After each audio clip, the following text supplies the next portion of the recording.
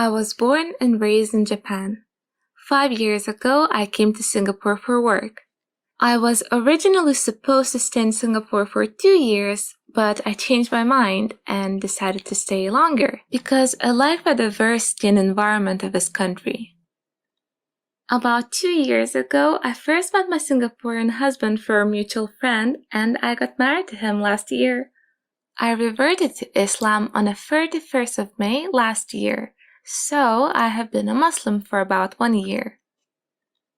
After I met my husband, who is a born Muslim, I became interested in Islam.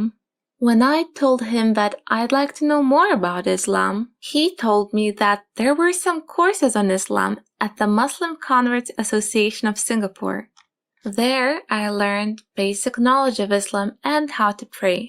And I also went to see a Japanese Muslim who had converted in a similar way. After listening to her story and various other experiences from friends and teachers, I decided to revert.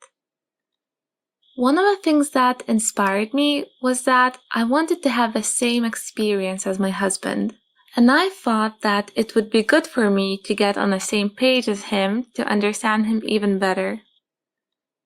For a group discussion at the Rularcam, I also realized that Islam as a religion is pretty similar to the underlying philosophy of Japanese culture. I felt that the attitude towards the teachings of Islam is the same as what I have been taught in Japanese ethics since young. So after this experience, I thought the conversion should not be a big issue for me. At first, I thought that Islam is strict and stiff, like a person will be punished immediately if he or she doesn't obey. And I also had this vague negative image of Islam. The Japanese are not really familiar with Islam, and so my mother was a bit worried that I would jump to another religion. But she accepted it because she understood that I would never give up once I had made my mind. And my father also accepted without hesitation.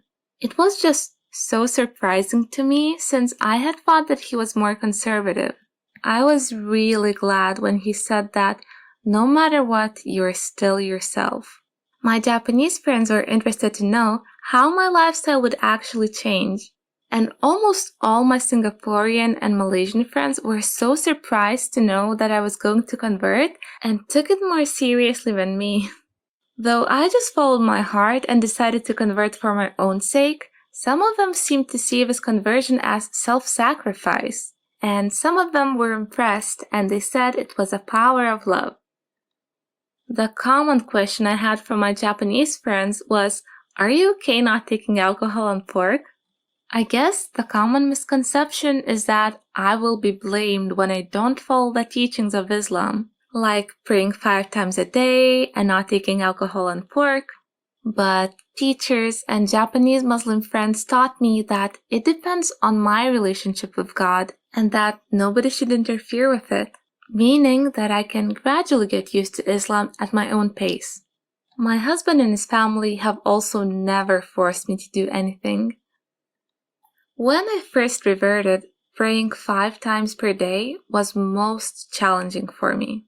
During that time, my father living in Japan got sick. But since I was working in Singapore, I couldn't go back to Japan. What I could do was just to contact him more frequently and pray to Allah for his recovery. And after that, I acquired the habit of praying. Actually, I tried 1 month fasting during Ramadan last year before reverting to Islam. Thus, this is my second Ramadan. Last year, I was surrounded by my husband, his family, and a lot of Muslim friends. But now, I'm the only Muslim in my hometown in Niigata City, so it feels a little lonely. At that time, it was just before my conversion. So, it was my first experience with Islam as well as my first Ramadan. And I remember I had a stomach ache during the first few days after I started fasting. But after about a week, I got used to the 2 meals a day lifestyle and I learned how to control hunger, even though I felt that I got easily tired and lost concentration. Weekdays were easier than weekends because there were a lot of things I could do. As I mentioned, Islam has many things in common with Japanese culture, so I usually don't have difficulty keeping the balance. The communication with non-Muslim Japanese friends might remind me of a way of thinking and behaving that's unique to the Japanese without even realizing it. Moreover, my husband likes Japan very much, and we often watch Japanese TV programs. That might also help me stay Japanese. As I was advised by various people when I reverted to Islam, you don't need to expect yourself to be perfect from the beginning. It's okay to take it easy and get used to Islam little by little at your own pace. So I think it might be good to listen to different views and perspectives, then think well and make your own decision.